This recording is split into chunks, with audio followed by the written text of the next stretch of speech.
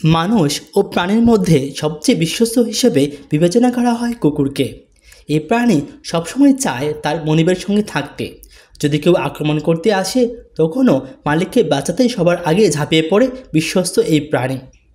পোষা মালিকের প্রতি কুকুরের যে টান আছে সেটি অন্য কোনো প্রাণীর মধ্যে নেই। বিষয়টি আবারও প্রকাশ পেল সামাজিক যোগাযোগ মাধ্যমে ভাইরাল হওয়া একটি ভিডিওতে। এতে দেখা যাচ্ছে অসুস্থ মালিককে অ্যাম্বুলেন্সে করে হাসপাতালে নিয়ে যাওয়া হচ্ছে।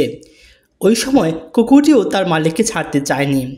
এজন্য অ্যাম্বুলেন্সের পেছনেই দৌড়ে দৌড়ে কুকুরটি হাসপাতালের উদ্দেশ্যে রওনা দেয়। অসাধারণ এই ভিডিওটি ধারণ করেছেন এক মোটরসাইকেল আরোহী।